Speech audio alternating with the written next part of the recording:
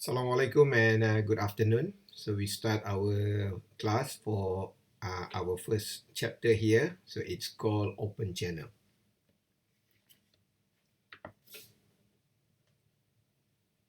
So open channel flow is a flow of liquid, basically water, in a conduit with a free surface. So this is the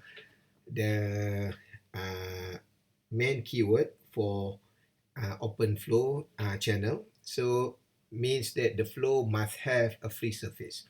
So the open channel flow are driven by gravity alone, and the pressure gradient at the atmospheric interface is negligible. So it is totally different with flow in pipe that we learn in fluid mechanics 1 and fluid mechanics 2, because in flow in pipe, you may calculate the pressure using the Bernoulli equation.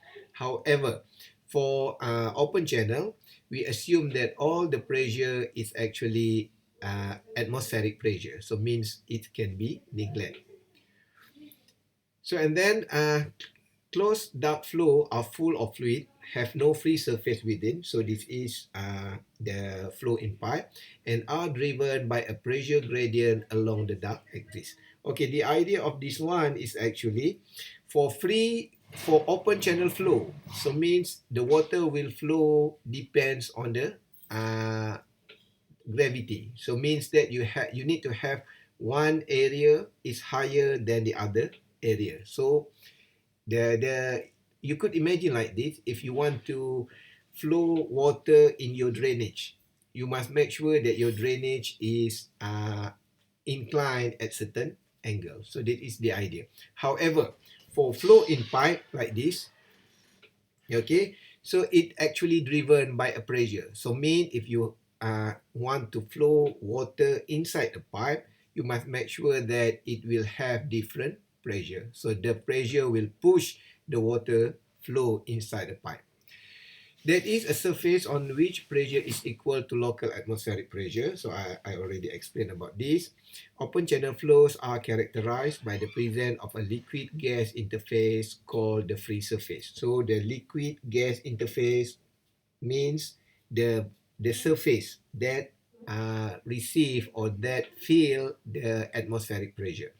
Some are natural flows such as rivers, creek and flood. Some are human-made systems such as freshwater, aqueduct, irrigation, sewer and drainage ditches.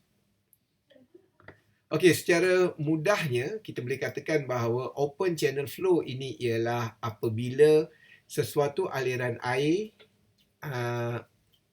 mempunyai tekanan atmosfera ataupun aliran air yang terbuka kepada atmospheric pressure. Okay. Itu satu sifat dia mempunyai free surface, maksudnya permukaan yang menerima atmospheric pressure. Satu lagi ialah ia bergerak secara gravity, maksudnya ia bergerak dengan kecondongan sesuatu aliran. Kan awak tahu kalau parit tu dia sama rata, air tidak akan mengalir. So awak kena condongkan sedikit supaya air mengalir. Okay. Dua itu adalah ciri utama open channel flow. Itu sebab kita namakan dia open, kerana it is open to atmospheric pressure. So and then this is the example of open channel flow. So it can be both natural flow and also the human-made drainage. Okay, if we talk about river and so on and so forth, that is the natural open channel flow, and if we talk about the drainage, so it is the human-made open channel flow. Okay. Okay, another difference between flow in pipe and open channel flow is the cross-sectional, means the shape of the drainage here, it can be any shape. So in flow in pipe, normally people will use a circular shape of pipe. But for open channel flow, we could have any shape.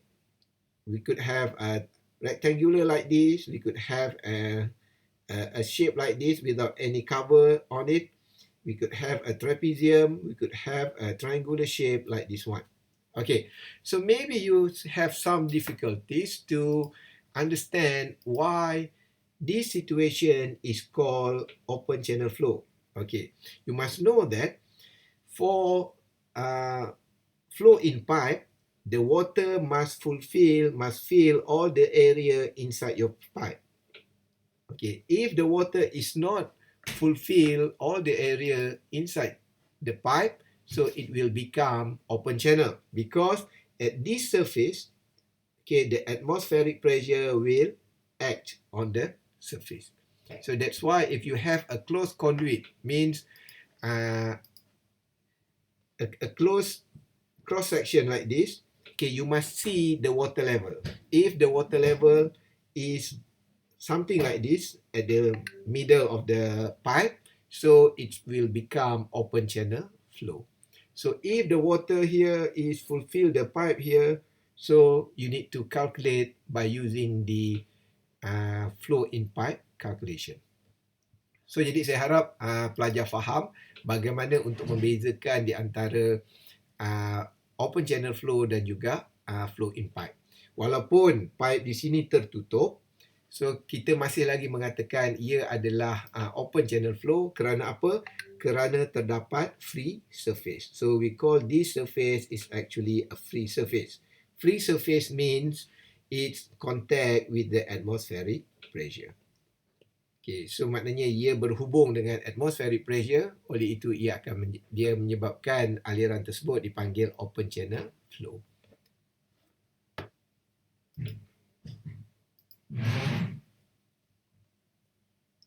So ini adalah sungai. So kita kata sungai adalah salah satu one of the example of natural open channel flow is river, as you could see here. So this is human made, the drainage, okay. So and then an open channel always has two sides and a bottom where the flow satisfies the non-slip condition. So I hope you still remember what is the meaning of no-slip condition. Therefore, even a straight channel has a three-dimensional velocity distribution. Some measurement of straight channel velocity contours are shown below. The profile are quite complex, with maximum velocity typically occurring in the mid-plane about 20% below the surface. So this is a very important idea that you need to remember. So this is about the idea of no-slip condition. We learned about the no-slip condition in fluid mechanics 1. So and then at least you know that the maximum velocity will occur around 20% below the surface. So what is the meaning of this one? Okay, this is the example of velocity profile for open channel. So let's say we talk about the flow in pipe first. Okay, we have a pipe here. So this is the pipe wall. So no slip condition means the molecule here not slip. No slip mean it is not slip, so mean it stick very hard on the surface, so it will create a velocity distribution like this one. Okay, so I thought you already know the meaning of this arrow. So it represents the velocity. So means you could say that the maximum velocity is actually occur at the center line of the pipe. Okay, because both molecule at the top here and at the bottom here is stick on the surface, so the velocity is 0, then the velocity will develop incline like this, so and then it will have maximum velocity at the center of the pipe. Okay, this is the flow in pipe situation. Okay, so and then for open channel flow, you know that it has a free surface. So free surface means surface that interact with atmospheric pressure. So this is an ATM pressure. So and then no slip condition still occur, but no slip condition only occur at this surface. So mean the surface where the water the surface that interact with water. So only this area has no slip condition. So you could imagine that at this surface the velocity is equal to 0, but the velocity at the free surface here, it could flow with certain velocity. So jadi awak kena imagine bahawa no slip condition ni berlaku apabila molekul melekat pada permukaan solid, pada permukaan pejal. So pada permukaan atas di sini kita kata air tidak melekat pada permukaan pepejal, tetapi air interact with gas. Itu yang tadi dalam apa nama tu, nota di atas dia kata liquid gas interaction. So jadi kita kata liquid gas interaction will give less resistance compared to liquid to solid interaction. So liquid to solid interaction will give you no slip condition, but liquid to gas interaction will give you half of the, means the water still slip on that interaction. Okay, that's why if we talk about the maximum velocity, we will find that the maximum velocity is actually occur around 20% below the surface, below the free surface. So means that if this is the open channel flow, so we have a water level here, so we could draw the velocity profile is something like this. So we have a molecule here, so this is molecule which is stick very hard on the solid surface, so the velocity is equal to 0, and then it will become like this. So means that the maximum velocity here is occur around 20% below the free surface. So at this surface, so the water molecule is still moving at certain velocity. Itu sebab kita kata kalau awak tengok, kalau kita letak daun di atas permukaan sungai, kita kata kita dapati bahawa daun akan mengalir dengan certain speed. Kerana apa? Air pada permukaan adalah bergerak dengan certain had laju. Tetapi itu bukanlah had laju maksimum, kerana di dalam open channel flow kita boleh anggap bahawa kita boleh anggap bahawa maximum velocity berlaku 20% ataupun pada kedudukan 1/5 daripada free surface.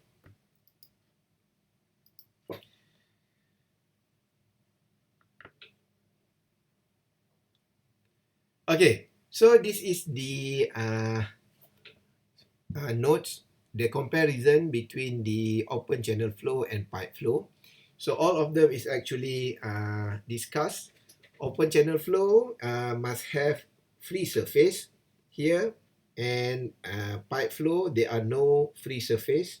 So and then a free surface is subject to atmospheric pressure. So but in pipe flow it is hydraulic pressure. So mean hydraulic pressure is pressure that you could calculate according to Bernoulli equation. So and then for open channel flow, flow area is determined by the geometry of the channel plus the level of free surface, which is likely to change along the flow direction and width as well as time. So we will talk about this later. Okay, so for pipe flow, flow area is fixed by the pipe dimension. The cross section of a pipe is usually circular. So this is the, as I said just now, normally for pipe we are using a circular pipe. The cross section may be of any form circular to irregular form of natural stream, which may change along the flow direction and as well as with time. The cross section of pipe is usually circular. So we talk about this. So the depth of flow, discharge, and the slope of channel bottom and the free surface are interdependent. So means that the free surface, the depth, and so on will be calculated later on. Means it is important in the equation. However, for flow in pipe, so because we assume that water fulfill the cross-sectional of pipe all the time, so means that we are not calculating about that the depth of the water, because the depth of the water in flow in pipe is equal to the diameter of the pipe.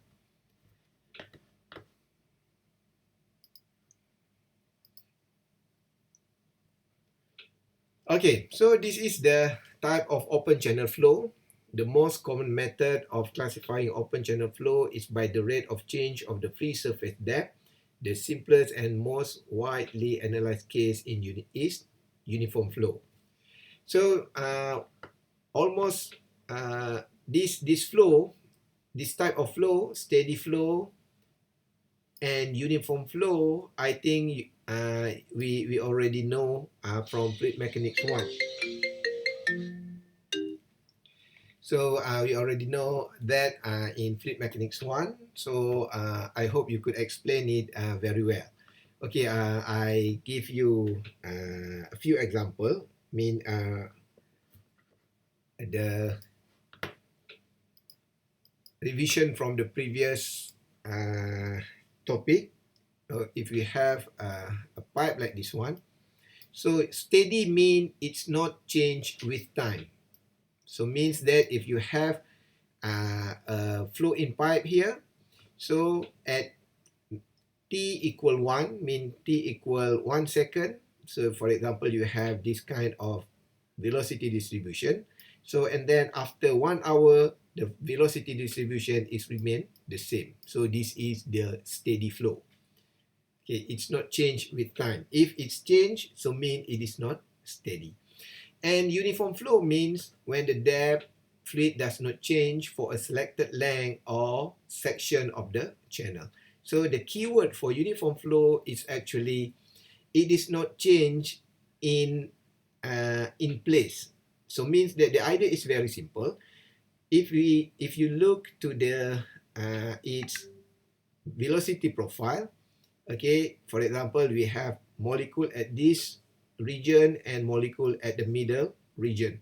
So you will find that the length of the arrow is different. So means that the velocity at point at the middle here is different with the point at this point. So means that at two different locations, so the velocity is different. So means it is non-uniform.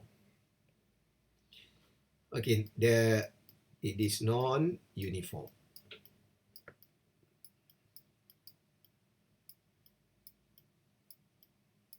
Okay, I hope you could make revision about the steady, unsteady, uniform, and non-uniform flow.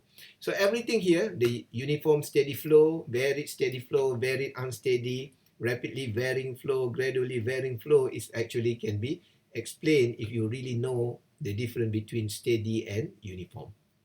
Okay, so for example, the rapidly varying flow means that the flow, the depth change is rapid, gradually varying flow means the depth change is gradual. So it's actually not so, it is good for you to know about this, but the most important is you know about the steady flow and the uniform flow. So I hope you could revise this because in test 1, test 2, and also the final exam, I always ask students to explain what you know about steady flow and uniform flow.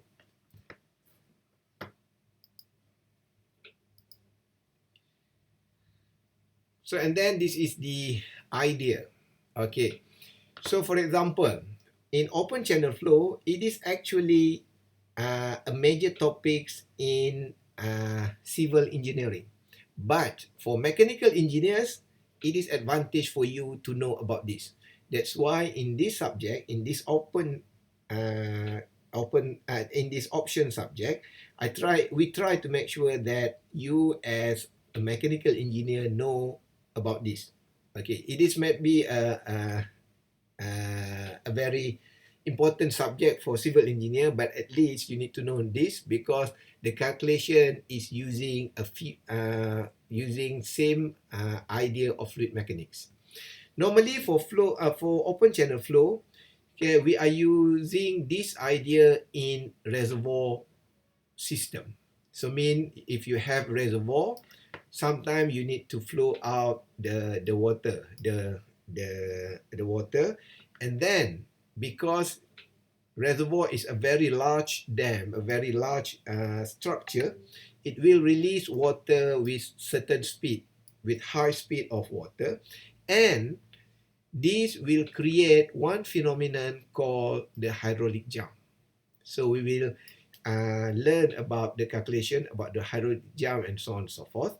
So and then the hydraulic jump means it's the water that has a lot of energy will move faster, and then it will increase the level. So that's why we call it as a hydraulic jump. The hydraulic means water, jump means the increment of the level is rapid, it's very fast, and then it will trigger, it will cause flood, for example, it will cause erosion, it will cause some kind of damage. Okay, this calculation is very important to make sure that every time reservoir release the water, engineer will build an extra structure here to make sure that the hydraulic jump can be neutralized. So mean, for example, we will create a buffer here, okay, and then the water will slow down, and then the water can flow with a normal speed, with a normal velocity. So sometime textbook will write as hydraulic drop. So now after this situation, okay, the water is released to the river. If not, it will trigger a catastrophic failure. So this is the basic idea why people need to calculate the open channel flow, because we want to prevent hydraulic jump. But we cannot use the idea of flow in pipe because the open channel flow interact with the atmospheric pressure.